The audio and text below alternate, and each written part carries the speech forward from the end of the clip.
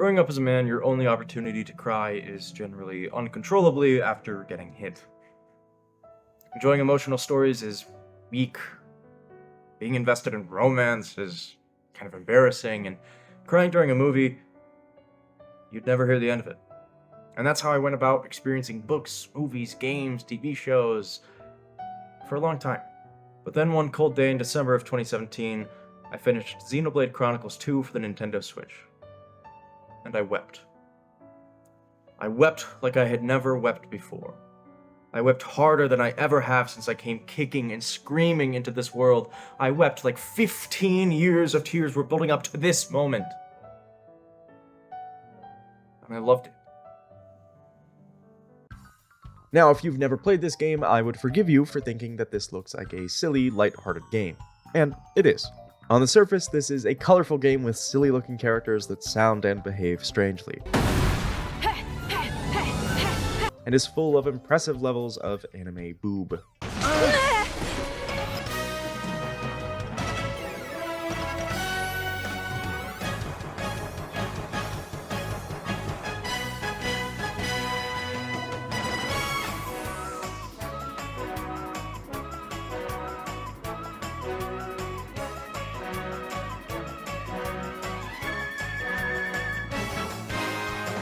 Editor's note here. It is so much worse than I remember. Yet, what stands out to me about Xenoblade Chronicles 2 is a shockingly touching, heart-wrenching, complex, and deeply human story that stands amongst my favorite stories across any medium. Over the course of your 80-hour journey through Allrest, you spend so much time getting to know your party members, watching them interact, and grapple with the game's primary theme of life, humanity.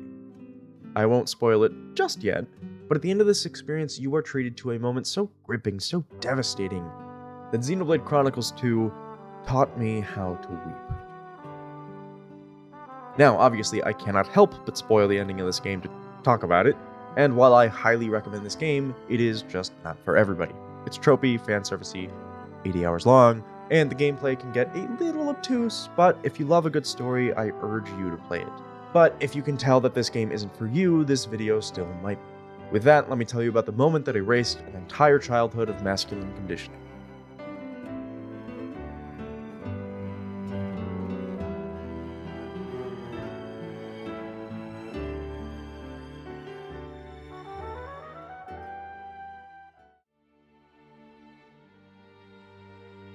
Now, on paper, the ending is sad, sure, but not unearthing the capacity to feel deep human emotion, levels of sad. But the trick here is something that only the video game medium can accomplish. A single story that takes 60 to 80 hours to see through. By the end of a good movie, you have your favorite characters, the ones you're emotionally invested in, and they might make you cry. But by the end of this game, you have a parasocial relationship with the cast that is so strong it will scare you. What the hell? Has he finally cracked? Despite the lengthy runtime, Xenogames have a pretty brisk momentum, and the next piece of character building is always right around the corner. The strength of most Xenoblade games is how much time the party has to breathe.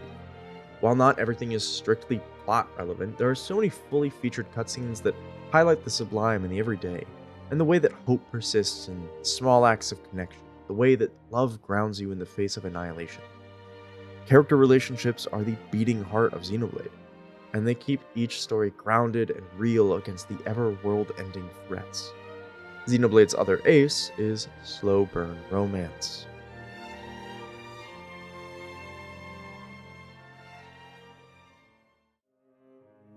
From their first meeting at the beginning of the game, Rex and Pyra are put together as pretty obvious candidates for romance.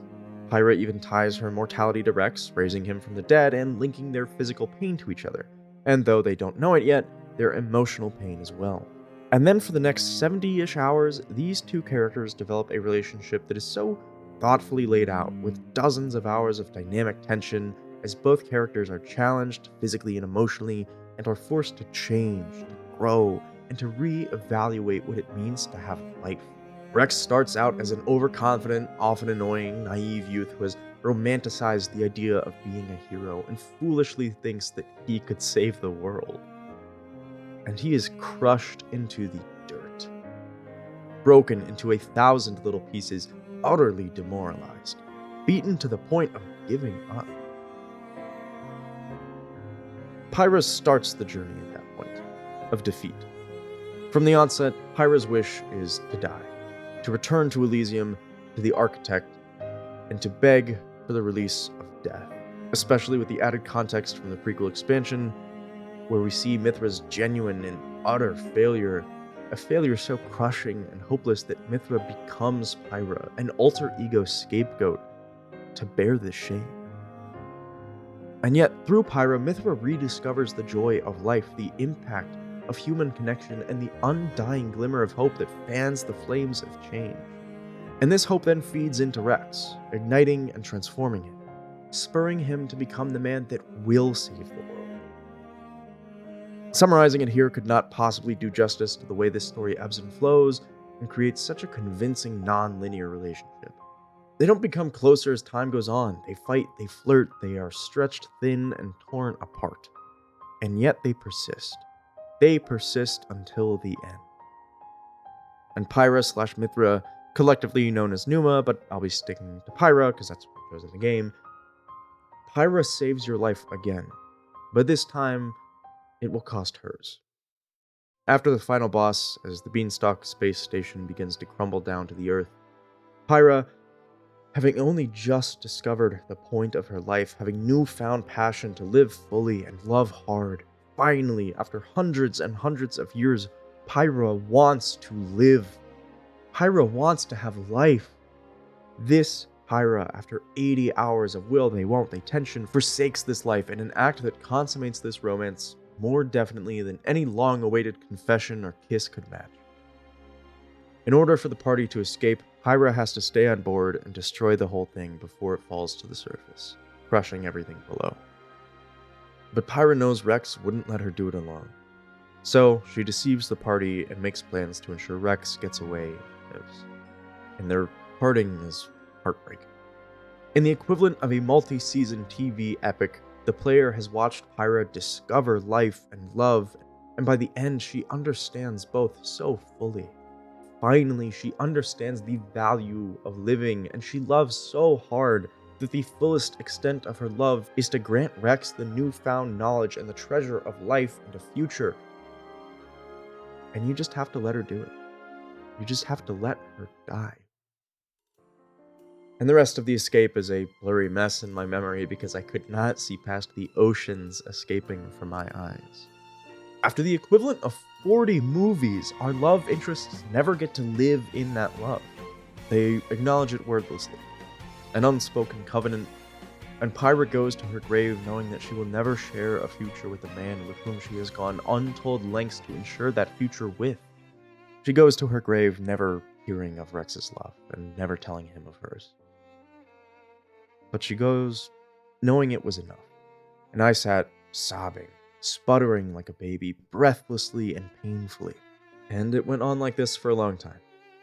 There is a lengthy cutscene of your escape, and then the game ends. The screen fades to black and the credits start to roll. And she is really gone. And the game is really over. And it is straight back to ugly crying.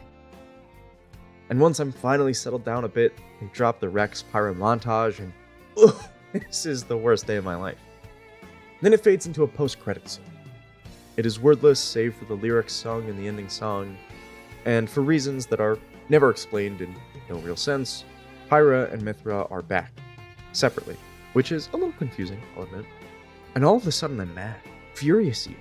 Why did they just undo that? I was weeping profusely for what? A happy ending? And upon reflection, this is where it all clicked for me. Somehow, heartbreak feels good in a place like this. Our heroes feel like the best part of us. And stories feel perfect and powerful. Because here, they are. AMC Theaters. We make movies better. You get the idea.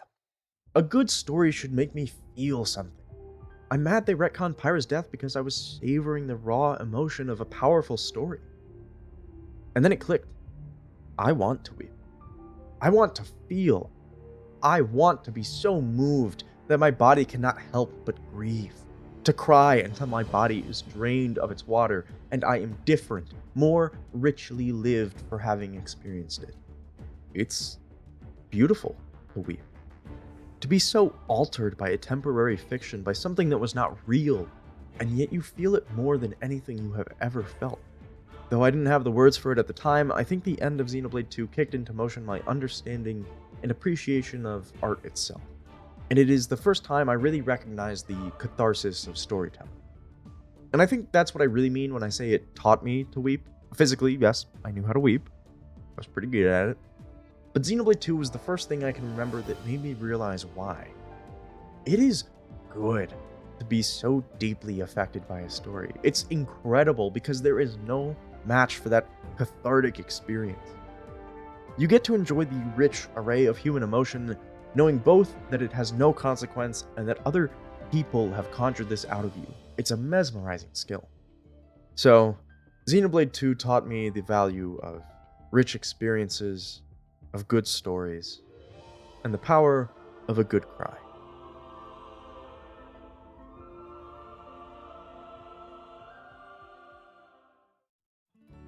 Looking back, Numa's return is beautiful.